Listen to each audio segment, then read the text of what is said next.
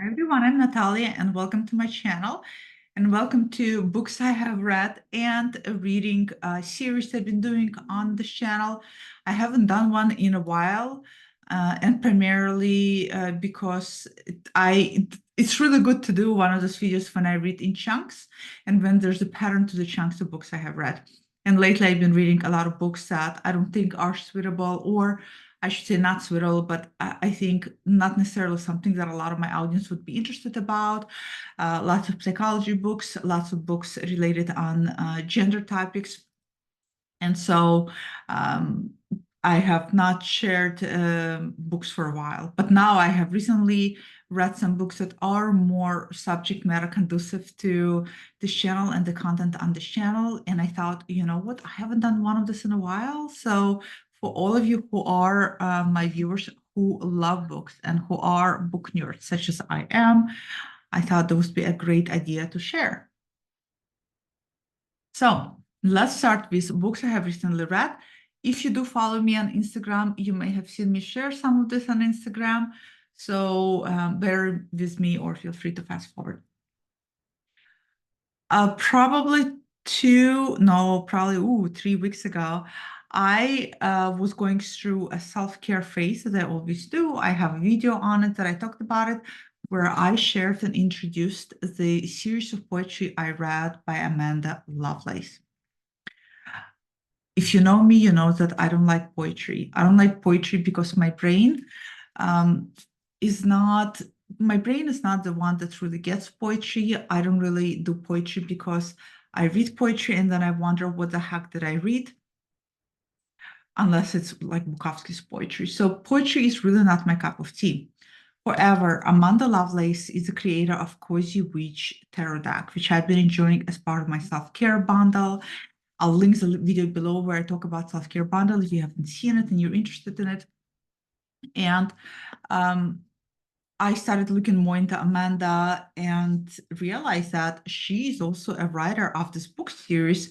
And I've seen somebody on Instagram posting this prior, and I was already interested in it. So I picked them up. You don't have to buy them in series. You can buy them individually. I really loved these books. Primarily, I loved this one. If you were to buy 1 out of 3, I would buy The Witch Doesn't Burn in this one. Disclaimer, Amanda does have a history of sexual abuse, eating disorders, trauma, all of which is listed as disclaimer in the beginning of a book. So it's not an easy read. It is painful. All of her poetry, I would say, painful. Really heartfelt, come from a place of wounding and come from a place of aiming to heal. I really enjoyed this one and I will be revisiting this again and again. The princess saves herself, and this one was also enjoyable. The mermaid's voice returns, and this one was the least one I enjoyed and liked. So if you are looking for a poetry, this might be something of interest to you. Like I said, this one is something I will be returning for sure. Really enjoyed it. Sometimes I read a ton of nonfiction primarily. I just get really drawn to nonfiction. Most of the stuff that I read is some form of spirituality, some form of metaphysics and occult, witchcraft, those forms of types of books. And then a lot of books on psychology, a lot of books on philosophical underpinnings of constructs of gender. And right now, reading Judith Butler's latest books, Who is Afraid of Gender, just really, really fascinating read. So I seldom read fiction, but once in a blue moon, I get in the mood for fiction. And even though poetry is not fiction, I cluster it together in a sense of once in a while, I get in the mood for books, which just almost like a eye candy for my brain. And poetry is very rarely, but sometimes I pulled into it. And this has been one of them. The next book that I read was Curse and Cure by Sabrina Scott. You all probably know that I adore Sabrina. I adore what she does. I adore how she shows up on her platform. I'm a big fan of her work. Her first book, graphic novel, Witch Body, is my number one recommended book for anybody who wants to step into practicing craft. It's that good. When she wrote this book, I purchased it right away. And it sat on my shelf for a long time. And recently I picked it up. I was just in a mood for Sabrina, and so I picked it up. Now, this book is marketed as Witchcraft 101. I would say it does that and a little bit more. First of all, I highly enjoy this book. I recommend this book. The reason why I recommend this book is apart from getting some basics 101, she covers a lot of things within 101 that I seldom see in witchcraft books to cover. Oftentimes, Witchcraft 101 books are very focused on how-to basics, very focused on basics of spellcrafting, basics of working with herbs. Here's some basics of cleansing space. This one goes further where she focuses on, for example, I have never read consent, asking things you work with for their consent. If you're working with plants for your magic, asking their consent if they're willing to work with you. Don't just assume they're willing to work with you. Same thing working with crystals, the same thing working with whatever it is you bring it into your work. I really love this book because the way she writes and the way she converses with you puts you in a positioning of asking yourself those important questions of why am I doing this? Why is craft is important to me? What am I trying to achieve? It puts you more in the seat of being person-centric, where you focus on yourself and where you really think about why you're doing things you do versus so external. It's really aims to put you in the experiential seat within yourself. There's this one great passage I thought was such a great contrast where, and she really aims to get you to see how everything you need to do magic you already have, and how you're already surrounded by it. And I love this one part in here where she says that it's very interesting how people are trying to escape their spaces, trying to escape their environments.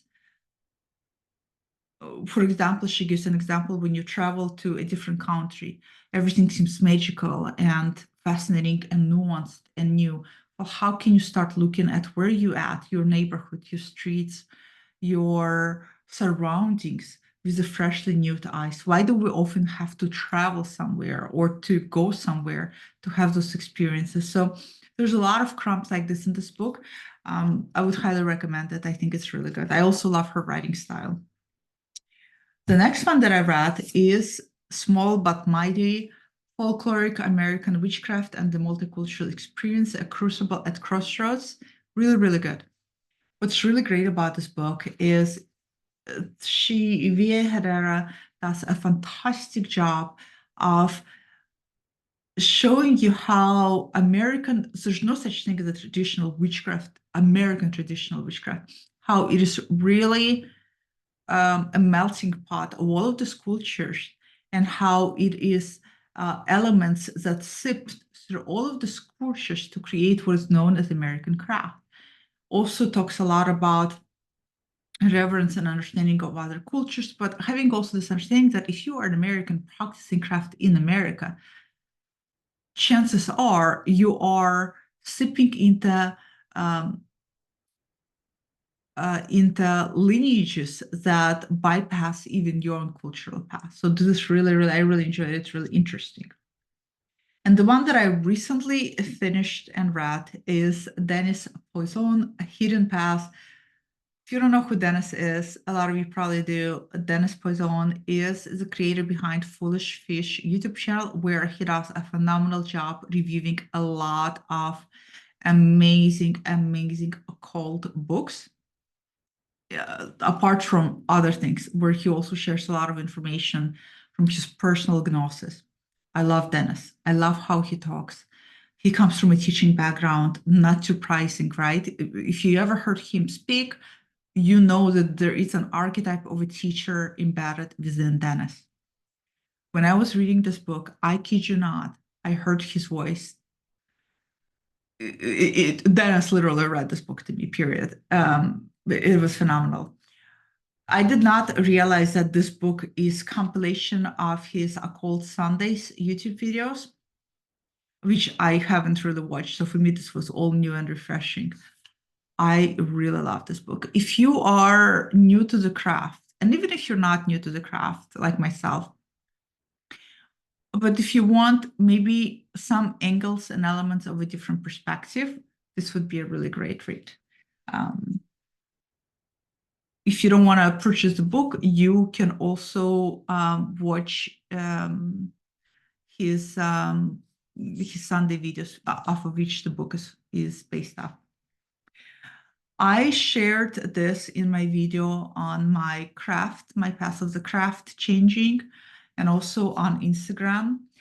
I am not going to reiterate. I'll link that video below.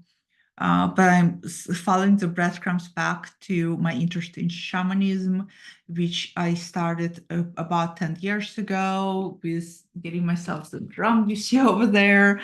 And I talked in that video how it is culturally more closer to me because I'm a quarter of my blood lineage is Mongolian. So it's always been something that was interesting to me alongside of my past with Hakatia. And I was incredibly fortunate to stumble, even though I have read so many books on shamanism before, especially those popular ones by Michael, I think it's Michael Harner. Is that correct? Michael Harner, the classic one on shamanism. And then Ingrid Ingerman. I don't think it's Ingrid, something Ingerman, also has a lot of classes, a lot of books she has written. So I've read a ton of books. None of them, I gotta say, come close to this. This is by Mary Mula Shutan. And as you can see by, I have a tendency on top references, and on the sidelines are practical applications that suggested in a book. This is, as you can see, workbook number 1. She has published 3 workbooks on this topic, and she's a practitioner herself. She has a lot of experience and background in Chinese medicine, craniosacral zero balancing, and energy work. She's an author of many books, all of which I, of course, purchased. What I love about this book and why I am going to right now sell Ice to Eskimo by telling all of you to run to the store and buy this book. There's 3 series in this book. Workbook 1, 2, and 3. Book number 2 has to do with Guide to Animism, Elements, and Grids. And book number 3 has to do with shamanic journeying. Even if you're not into taking on and going deeper with shamanic practices, don't buy book 2 and 3 in that case, obviously. If you are interested or currently are a practitioner of any type of craft, traditional witchcraft, chaos magic, ceremonial magic, hoodoo, if you are into, I mean, you name it, multitude of, if you are into demonology, multitude of craft branch lines, or if you just working with spirits, I would still highly, highly recommend this book to any practitioner. This book, workbook number 1, focuses on, and she intended to write it as a course. She used to teach this as a course work, and then she decided to put it in the writing because she said she wanted to put out there something that she needed to exist for her when she was looking for this type of material.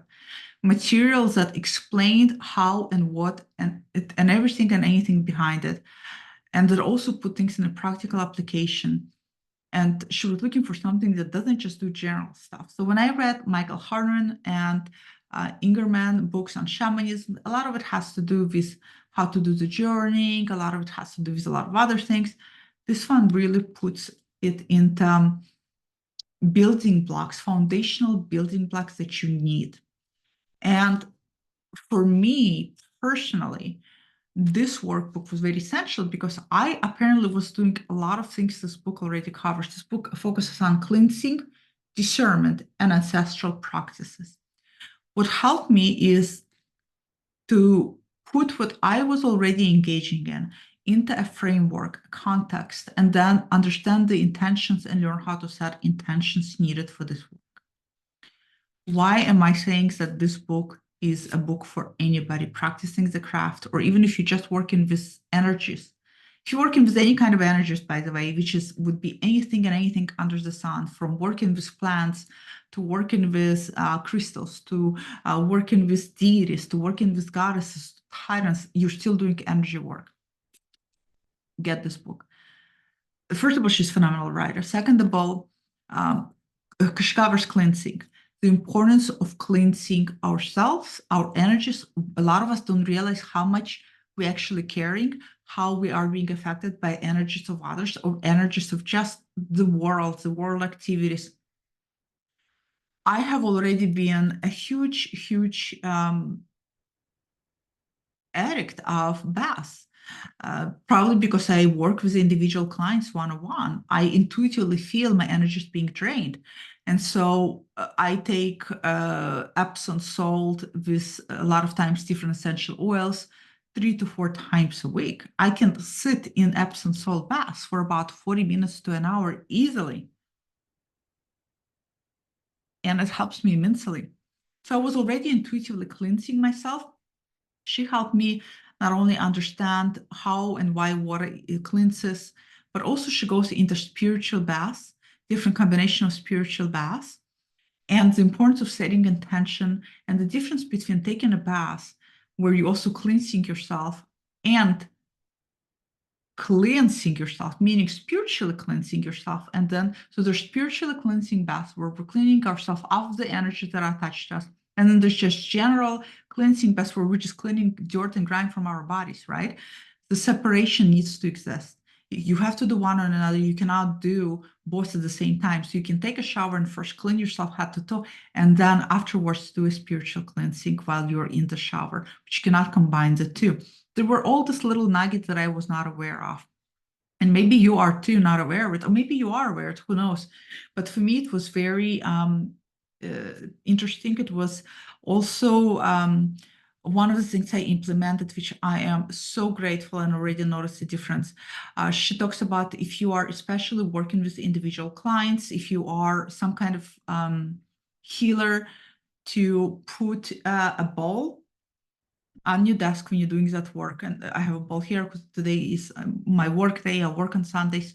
So I actually see clients after I'm going to finish this video, and put in some salt into this water and a little bit drops of Florida cologne, Florida water.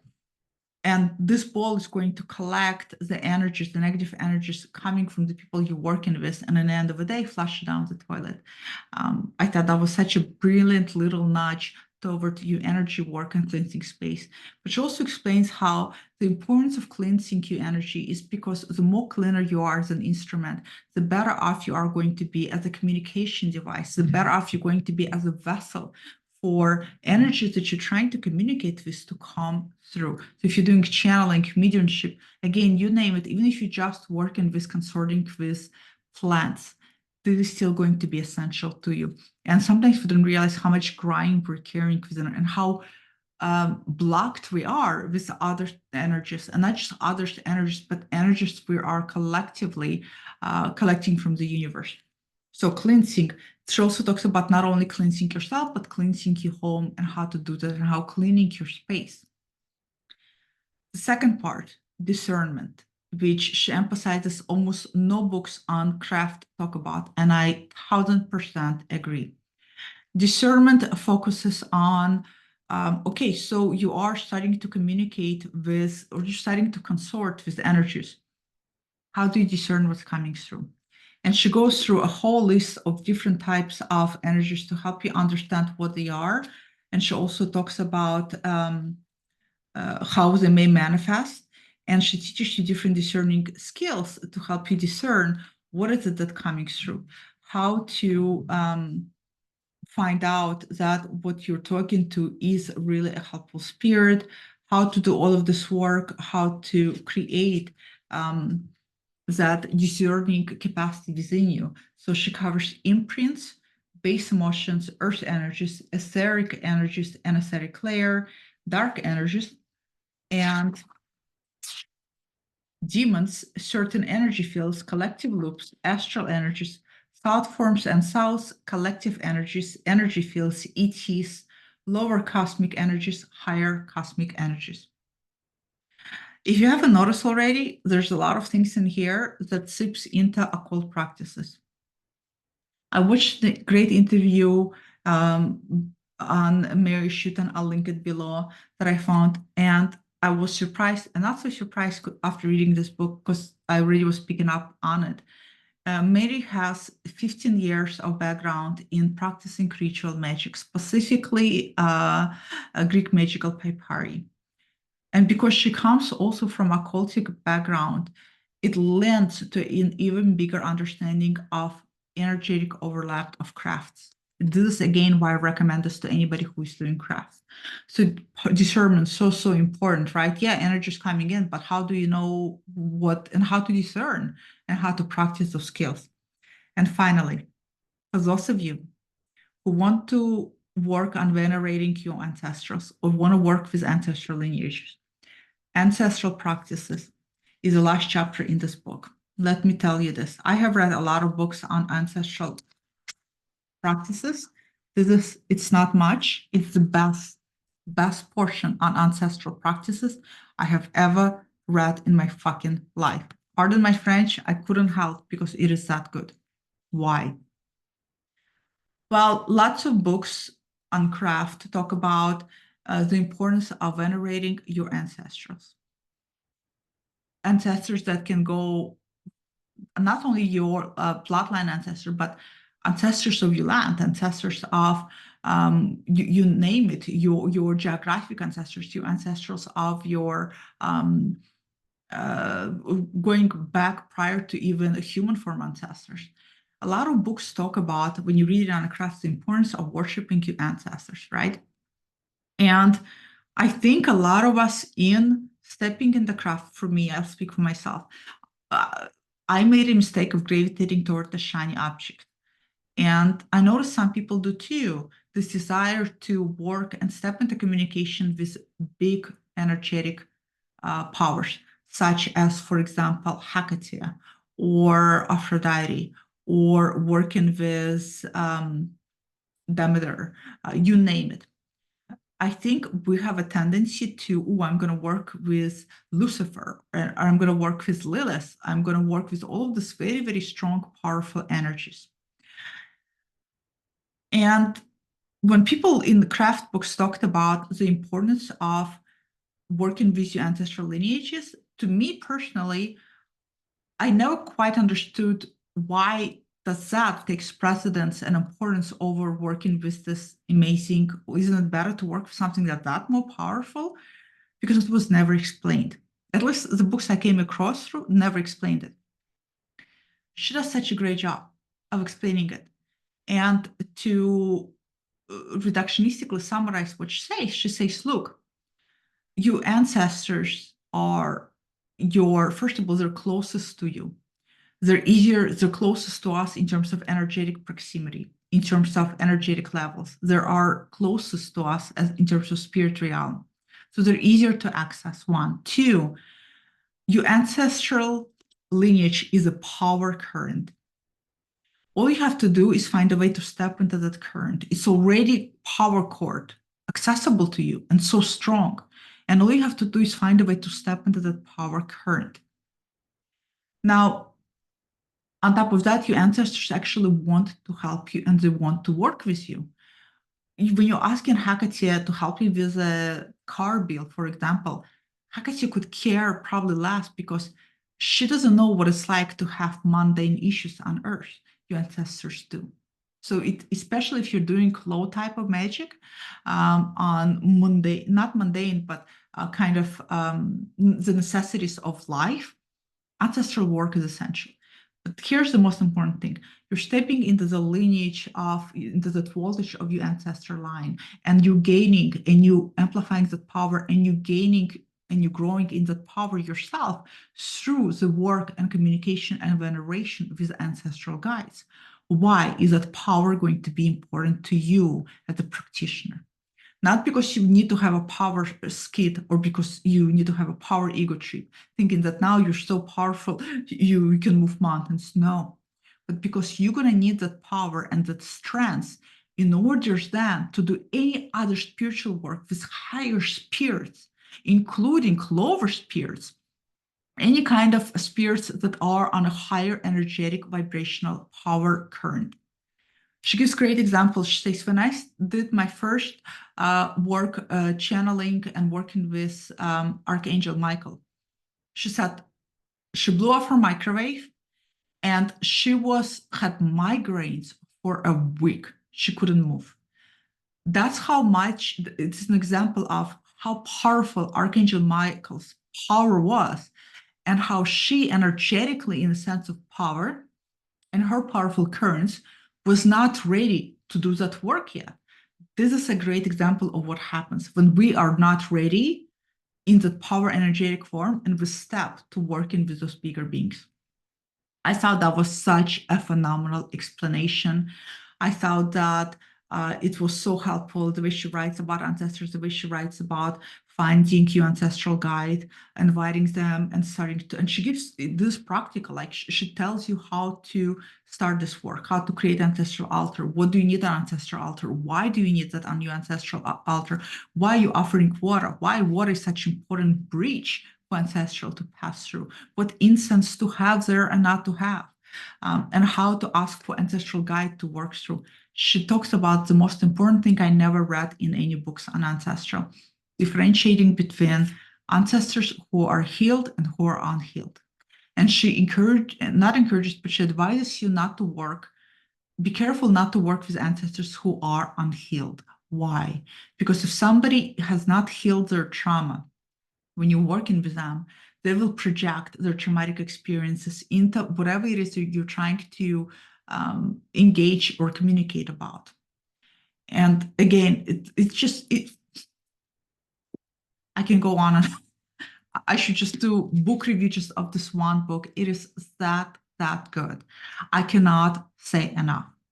For any of you who are interested in any energy spirit work, even if you still want to work with Hecate or other bigger beings, just not, I don't know about the other two volumes because they seem like even more, now they're going to go even more into shamanic type of work. But this one, it's on the printing, on the currents of every single craft. And it should be prerequisite 101, in my opinion, for anybody doing any kind of craft work. It is that good, that informative, that educational, that interesting. I'm trying to think, there was something else about the ancestors in there that I read that I'm trying to think, but I'm now blowing blank. I'm blowing blank. So highly recommend it. It was really fascinating. It made me appreciate it. I have kept ancestral altar for 10 years now. On the altar, I have a picture of my father, who I lost when I was 18. Who intuitively, after reading this, I realized that he's not going to be a healthy, healing energy to work with, even though I've been trying to connect with him. And I have a picture of my great grandmother and my grandfather, and I don't know anything about their energy, but she tells you that when you ask to work with your ancestors, you don't just ask for like your grandmother to show up, because that might not be the best person for you to work with. What you ask is, which ancestral guide not once, but which ancestral guide is ready to work with me right now to step forward.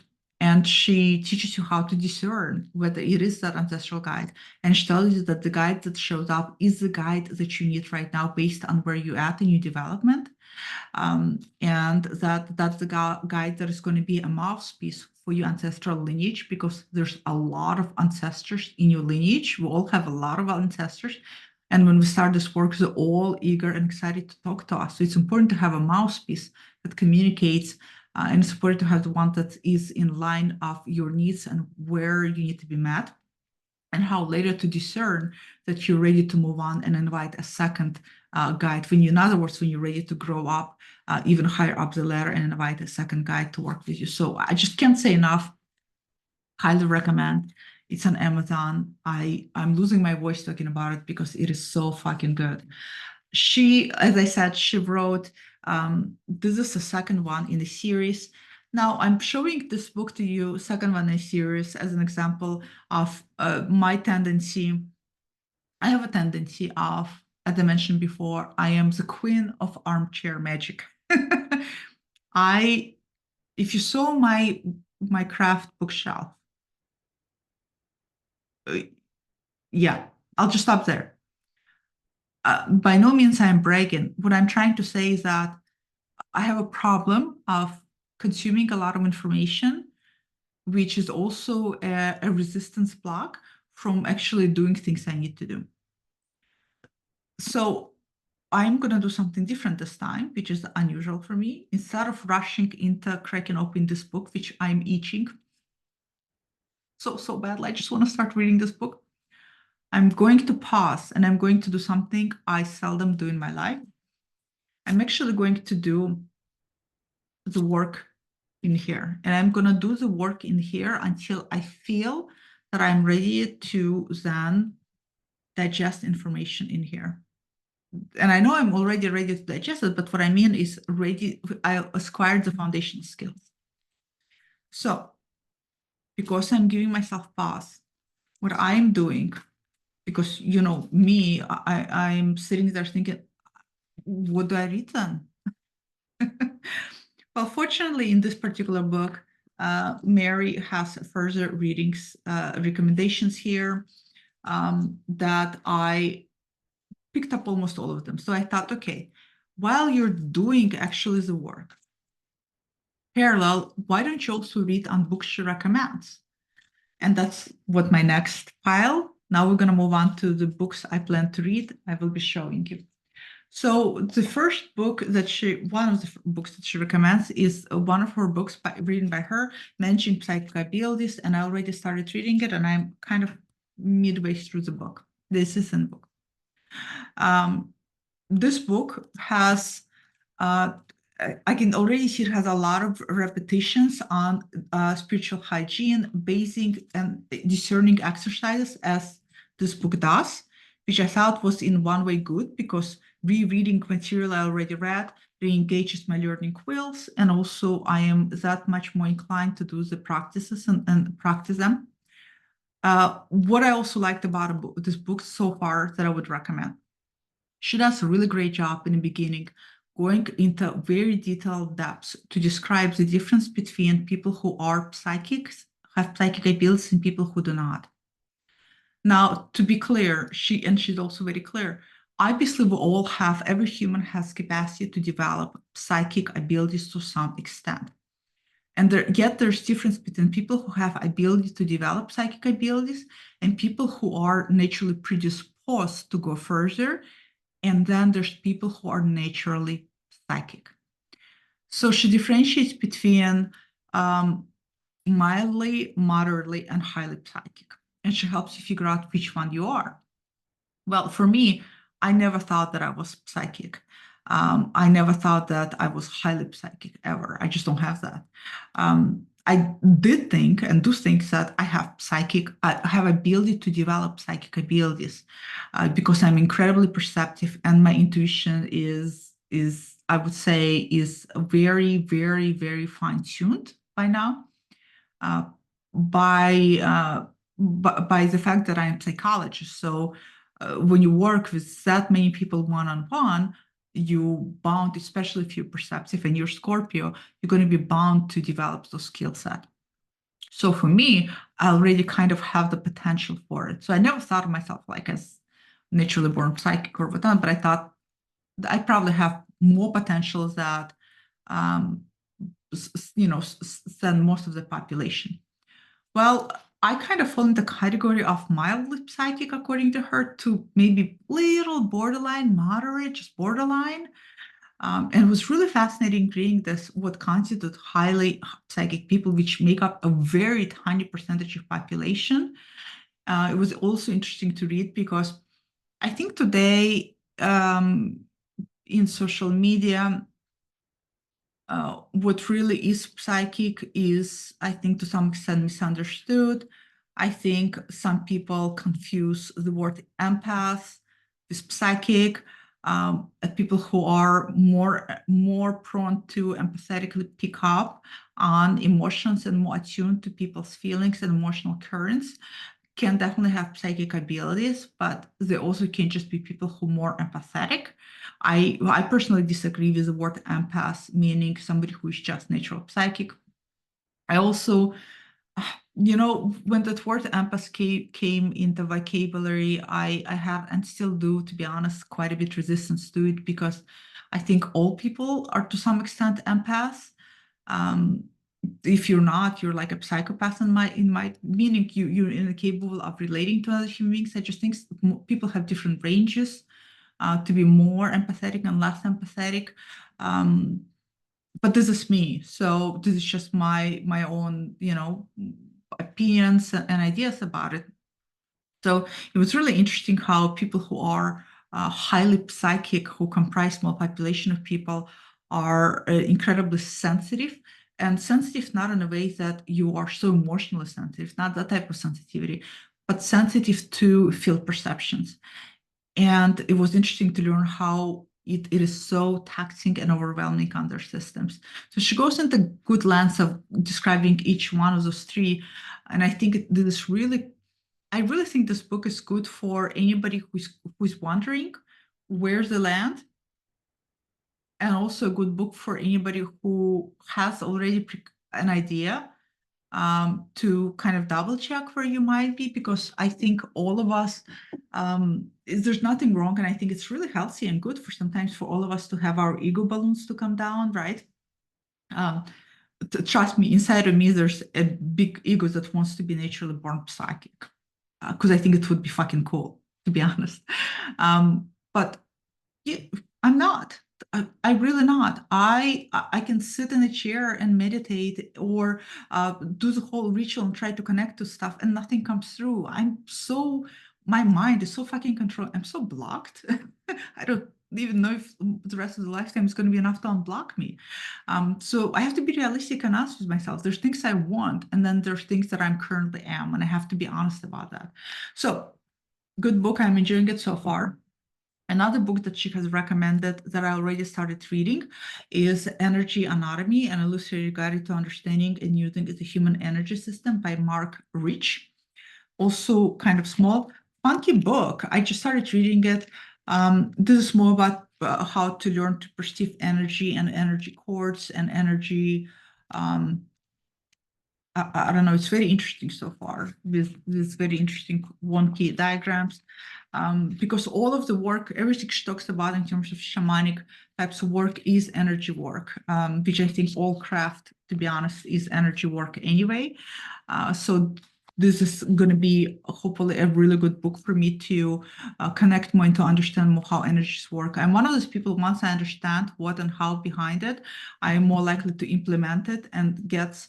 So once I understood the importance behind working with ancestral lineages, I definitely started practicing. I got it. It's light bulb went off.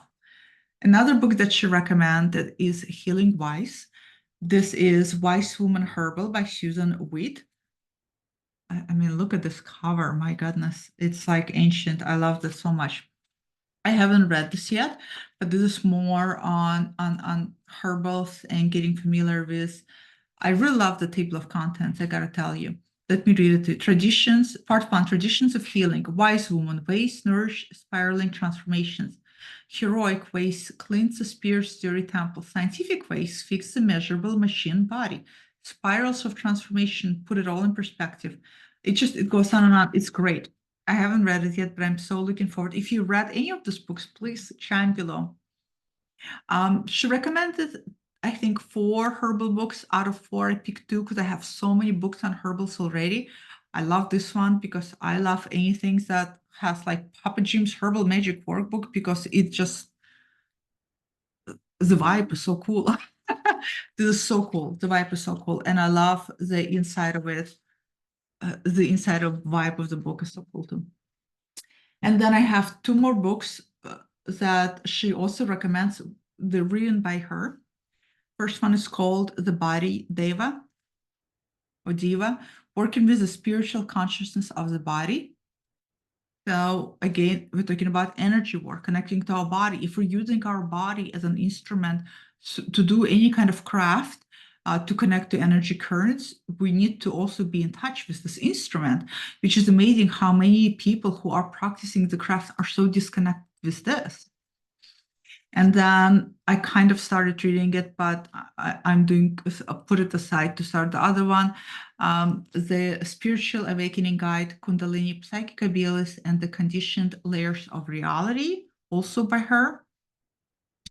And one more book on my to-read pile that she recommended. She says this is one of the best books she has found on auras, because it has actual plates of how auras are being seen, by Dora Van Kelder Koons. It's a big book. And it sounds, on Instagram, this book did not get very good reviews. People were chiming in that it has more of Susan's personal account versus how to actually see ours. But I think that I will get more from Mary's books. And I think that one is going to be more, sometimes we need to read personal accounts, personal experiences to contextualize things for ourselves. So I feel like this is a very long books I have read and I've been reading because I spent so much time giving you a spiel of why you need to buy Mary's Shamanic Workbook #1, which I think you do need to buy it. If my opinion is very strong, you will hear my opinion very strong. And I really think that book needs to be in every practitioner's library, period. She also talks about in discernment part, how to create your inner library. I heard that word inner library before. There's a card in Josephine McCarthy's Quieria Tarot deck. There's a card symbolizing your inner library. And I remember never understanding what the fuck that card meant. I understand now. Your inner library is it's your own tools on an internal plane of that all relate one way or another to discernment. So it's, two people can walk into the room and they can see a spirit and they can discern different things. How you discern is going to be based on your tools, and developing those tools is creating your own inner library and perceiving how you perceive things and how you feel to you, because again, you are the instrument. If you have read any of the books I'm talking about today, share, comment below, let me know. And as I'm working through this workbook, I may or may not, I probably will start series of just sharing my personal experiences of actually doing the work, what has been coming up for me, how it has been, how I've been experiencing it personally, because I have an intuitive feeling that more of those videos are needed, because I think there's a lot of audiences that are watching my content are, again, we're all attracted to each other because we have similar patterns. So I think people who are attracted to my content could also be very much like myself, in a sense that very analytical, very thinking type, primary function. I like to read a lot, collect a lot of information, overanalyze things, think a lot, thinking type. And because of that, sometimes we experience a lot of resistance to actually doing the work. And when we start doing the work, we have a lot of blockages, because to get to the feeling tone can be challenging. It is, at least for me.